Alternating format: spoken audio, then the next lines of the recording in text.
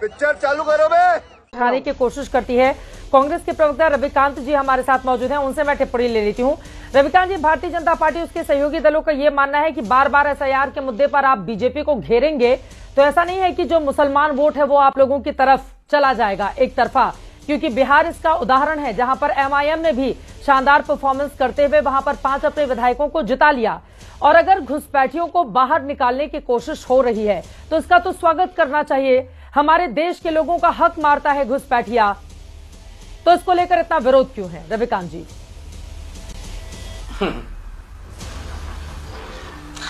बहुत शुक्रिया चित्रा जी।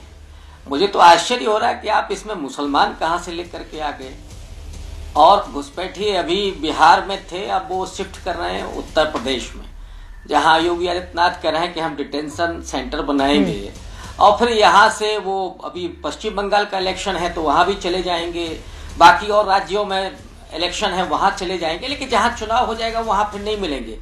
आपने देखा होगा कि बिहार में चुनाव आयुक्त से जब ये सवाल पूछा गया कि कितने घुसपैठिए निकले तो साहब कोई जवाब नहीं था। ये वो पार्टी है जिसको केवल वितंडावाद करना आता है। और मुझे तो अच्छा लगा, रोहन गुप्ता जी हो, मलूक नागर जी हो, दोनों लोगों के जबान पर राहुल गांधी जी का नाम है। ये डर मुझे अच्छा लगा। जो जनता का नायक होता है उससे ऐसे लोग डरते ही हैं। जो छद्म पैदा करके, जो देश में विभाजन पैदा करके, नफरत पैदा करके सत्ता में आते हैं, वो जननेता से डरते ही हैं। वो डरना जरूरी भी है, मैं तो कहूंगा ये डरना जरूरी है। लेकिन एक शिकायत चित्रा जी मुझे आपसे भी है। आप मीडिया की ड्यूटी है कि वो जनता का प्रवक्ता बने। जरूरत इस बात की है। आपने बीएलओ का एक भी सवाल नहीं उठाया। 1 दर्जन बीएलओ ने आत्महत्या की है, लेकिन आपने अपने प्रस्तुति में उसका कोई जिक्र नहीं किया। आपने जिक्र नहीं किया कि कैसे लोग परेशान हो रहे हैं एसआईआर में। देखिए, एसआईआर जरूरी है, इसके लिए किसी ने नहीं कहा कि एसआईआर नहीं होना चाहिए, लेकिन एसआईआर के पीछे आपकी मकसद क्या है? आपका मकसद है कि कैसे फर्जी वोटरों के नाम बढ़ाए जाएं। और अभी जो रोहन गुप्ता जी कह रहे थे कि साहब देखिए कोई सबूत नहीं दिया, अब थिथराई के आगे तो कोई सबूत नहीं होता है ना। 501 लोग एक मकान में रह रहे हैं। ब्राजीलियन मॉडल को आप उसका फोटो लगा करके वोट बढ़ा रहे हैं। ये और क्या सबूत आपको चाहिए?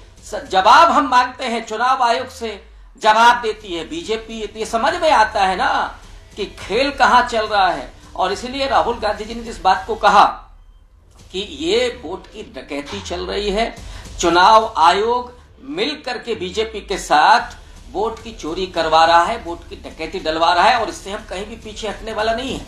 हमारा दायित्व तो है कि हम लोगों के अधिकार की सुरक्षा करें। हमारा दायित्व तो है कि हम लोकतंत्र और संविधान बचाने के लिए खड़े रहे। चित्रा जी, बस 1 सेकेंड, ये वो लोग हैं, इनके पुरखे गोलवालकर का मैं कोट करूंगा। उन्होंने कहा था कि जिनके पसीने की बदबू आती है उनको वोटिंग राइट मिलना चाहिए। इनका बस चलता तो ये महिलाओं को भी वोटिंग राइट नहीं देते, आदिवासियों को भी नहीं देते, दलितों को भी नहीं देते, किसानों को भी नहीं देते। और यही करना चाहते हैं कि एसआईआर के जरिए गरीबों के मताधिकार को खत्म कर दिया जाए। इसे हम होने नहीं देंगे, किसी भी कीमत पर नहीं होने देंगे। ये